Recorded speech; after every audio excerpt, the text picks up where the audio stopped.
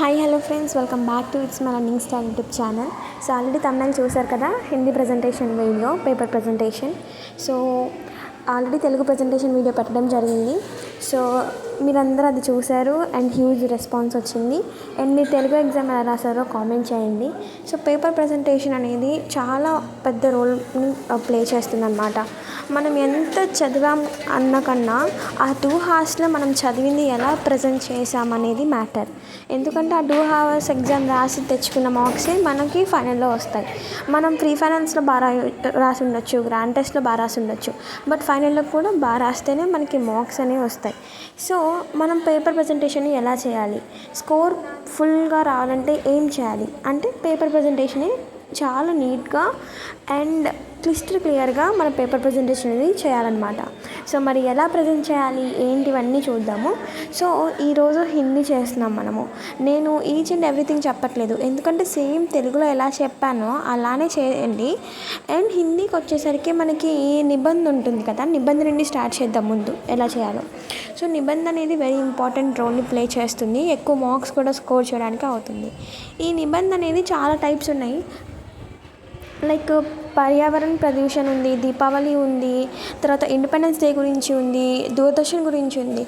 But maths మీరు ఏం నేర్చుకొని వెళ్తారంటే పర్యావరణ ప్రదూషణ, దీపావళి, దూరదర్శన్, ఈ మూడింటి మీద కాన్సెప్ట్ చేసుకోండి. ఎలా రాయాలి అంటే చూడండి, ప్రస్తావన, విషయ విస్తార్, ఇలా హెడ్డింగ్స్ పెట్టి మనం రాయాలన్నమాట. అలానే హైలైట్ చేస్తూ కూడా రాయండి. ఎందుకంటే హైలైట్ చేయమన్నప్పుడు అంతా చేసేయకూడదు, ఏది ఇంపార్టెంటో అది హైలైట్ చేయండి. అండ్ నెక్స్ట్ చుట్టిపత్ర ఉంటుంది మనకి. చుట్టిపత్రనే కాదు, మనకి ఆప్షనల్లో చుట్టిపత్ర కూడా ఉంటుంది కాబట్టి చుట్టిపత్ర చూపిస్తున్నాను. చుట్టిపత్రను వచ్చేసి మీరు ఈ విధంగా రాయండి. ఈ విధంగా రాసినట్టయితే గుడ్ మార్క్స్ వస్తాయి. మోర్ ఓవర్ దీనికన్నా ఏంటంటే మనం ఫుల్ స్టాప్స్, కామాస్ అనేది చాలా నీట్గా పెట్టాలి.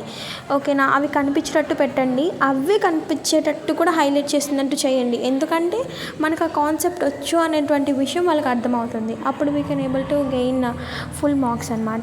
సో ఈ విధంగా చుట్టిపత్ర నిబంధన రాయండి.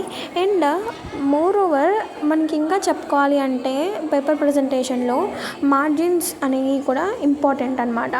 అండ్ క్వశ్చన్ నెంబర్ కూడా వేయాలి. సో ఇప్పుడు మనకి హిందీలో 3 marks క్వశ్చన్కి, ప్రతి క్వశ్చన్కి మీరు ఏం చేస్తారంటే ఆ పాఠ్ కా నామ్, కవి కా నామ్ అనేది మెన్షన్ చేయండి. దాని ద్వారా మీ మీద గుడ్ ఇంప్రెషన్ వస్తుంది. మీకు క్వశ్చన్ ఆన్సర్ చేయడమే కాకుండా వీళ్ళకి పాఠ్ కా నామ్ ఐడియా ఉంది, కవి కా నామ్ కూడా ఐడియా ఉందని గుడ్ ఇంప్రెషన్ పడుతుందన్నమాట. అండ్ నెక్స్ట్ వచ్చేసి భాగ్ 3లో ఉంటాయి కదా, మనకి ఏముంటాయి, లాంగ్ ఆన్సర్ క్వశ్చన్స్ ఉంటాయి, సారాంశ క్వశ్చన్స్ ఉంటాయి. అవి రాసేటప్పుడు కూడా మీరు ఏం రాస్తారంటే కవి పరిచయం కొంచెం రాయండి. నేను ఆల్రెడీ మీకు తెలుగు ప్రజెంటేషన్ వీడియోలో చెప్పాను. ఏం చెప్పాను, కవి పరిచయం ఈజ్ వెరీ ఇంపార్టెంట్ అని చెప్పాను. సో వీటికి కూడా మనం చాలా కవుల గురించి నేర్చుకుంటాం. అదంతా ఎక్కడ యూజ్ చేస్తాము, ప్రజెంటేషన్లో యూజ్ చేస్తేనే మనకి మార్క్స్ వస్తాయి అన్నమాట. మీరు చూసే ఉంటారు, మనము తెలుగులో అయినా హిందీలో అయినా అన్ని కవుల గురించి నేర్చుకుంటున్నాం. ఎందుకు నేర్చుకుంటున్నాము అంటే అది వస్తే రాయడానికని కాదు, ఏ క్వశ్చన్ ఇచ్చినా కూడా అందులో ఇంక్లూడ్ చేసామనుకోండి, we have a lot of knowledge అని వాళ్ళకి అర్థమవుతుంది అనమాట. సో ఇది ఒక మెయిన్ థింగ్. సో ఇలా మెయిన్ వాటికి అండర్లైన్ చేయండి. అండర్లైన్ చేయమని చెప్పాము అని అంతా చేసేయకూడదు, అప్పుడు వాళ్ళకి విసుకొస్తుంది. We will able to lost our marks కూడా. సో ఒక్క వర్డ్ ఉంటుంది కదా, ఆ వర్డ్, ఆ కీవర్డ్ని అండర్లైన్ చేస్తే సరిపోతుంది.